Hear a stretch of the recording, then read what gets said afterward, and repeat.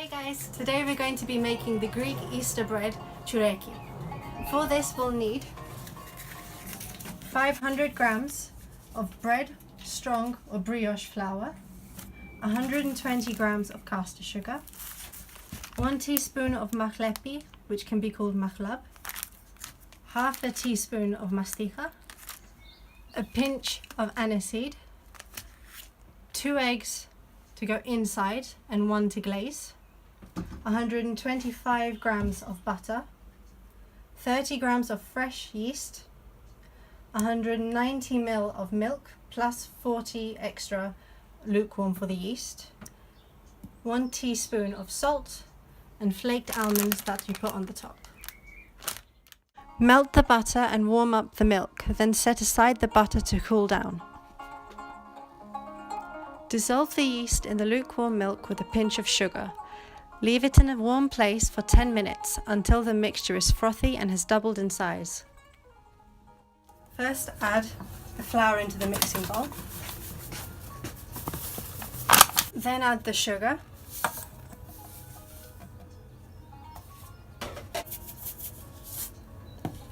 And finally, add the salt. Beat the masticha in a pestle and mortar with a bit of sugar to help it break up. To the ground up masticha, add the mahlepi powder and mix. Once combined, add the mixture to the bowl. Grind up the pinch of aniseed and then add to the mix. Once the yeast mixture has bloomed, combine it with the dry ingredients.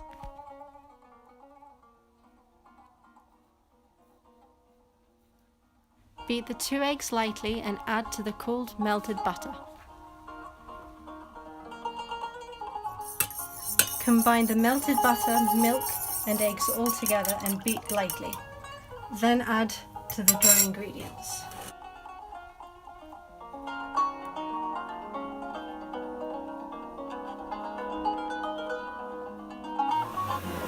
You know when the dough is ready when it starts to peel away from the sides. If you touch it and you find that it's sticking to your hand, you can always add more flour. Turn the dough out onto a floured or oiled surface and lightly knead by hand.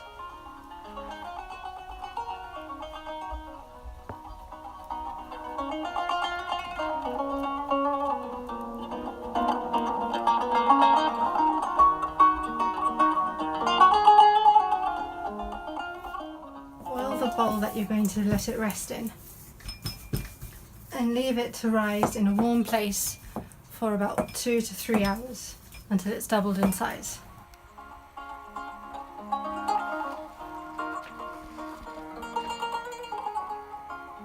Cover the dough and then leave it somewhere warm, like by a radiator or a warmed oven, for up to 2 to 3 hours until it doubles in size. So already the chureki has been sitting in the sun for about 1.5 hours. Since we had such a nice day, there was no point leaving it inside to prove. I think it needs another 5-10 minutes maximum, and I think it might be ready to go. So the dough's had 2 hours and risen right to the top of the bowl. So before I take it out, I'm going to oil and add a greaseproof or parchment paper to the dish. It's time to take out the chureki dough. As you can see, it's completely doubled in size and come up, which means it's ready to go. Gently push back the dough, slightly collapsing it, but not disturbing it too much.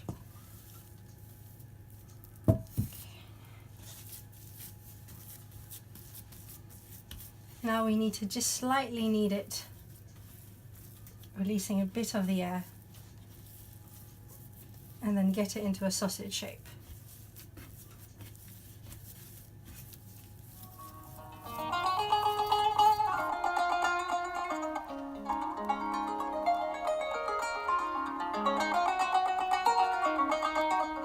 Now cut it into 3 equal portions to make up the 3 braids. Try to use as sharp a knife as you can and not to tear the dough like I'm doing.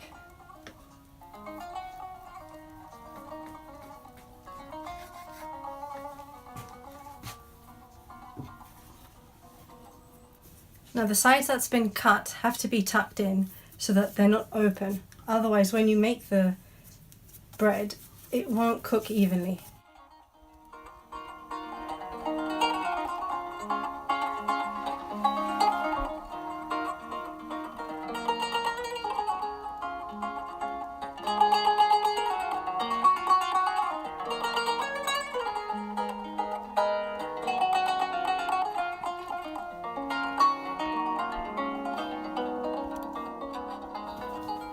As you can see, my middle ball seems to be slightly bigger than the other two.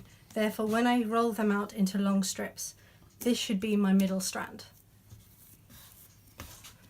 So now we need to roll them out into a sausage shape.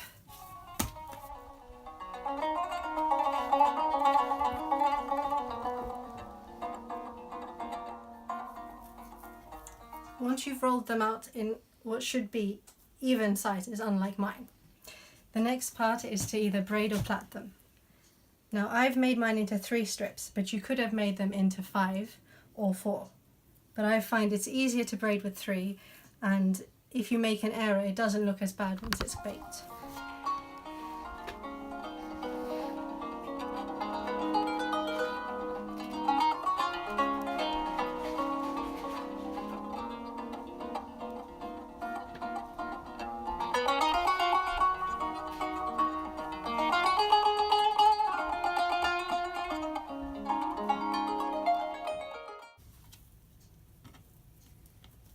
And do the same thing at the end, tighten them together and then tuck them underneath so that the seam doesn't open in the oven.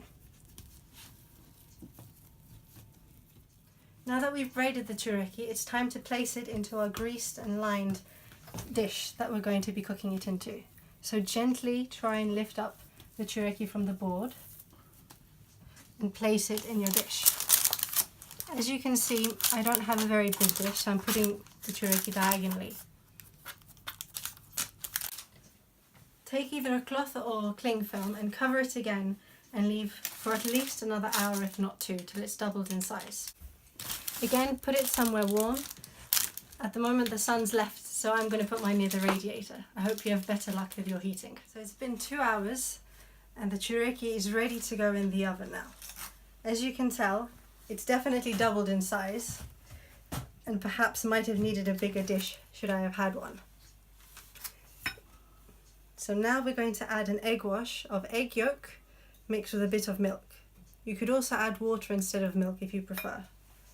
With a brush, gently brush the whole chureki with it, being careful not to flatten or disturb any of the creases.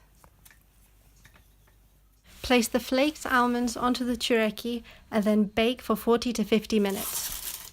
And it's done. If you do decide to make it, you should definitely use a bigger tin than I do. Unfortunately, this is the biggest one I have. By the way, this is what my chureki looked like when I've made it on a bigger tray. So 24 hours later, the chureki has cooled down and is ready to cut. Whilst it was still warm, I've covered it with a cloth. That way it'll keep the outside nice and soft and stop it from hardening. Now, if you've seen any other videos or pictures of a chureki before, you might know that sometimes there are a little red egg in the middle. I haven't done that, but if you wanted to, you'd put the red egg onto the braid before it starts proving and then put it into the oven altogether. As you can tell, it's expanded quite a bit from the oven, but that's due to my tin not being the right shape. So I still advise you, please have the right tin. It makes all the difference. As you can see, the texture is lovely and soft. It's bouncy to the touch, just the way we want it. So this is my Politico chureki. I hope you've loved watching my video and you give it a try. It's absolutely lovely to eat. Kaliorexi.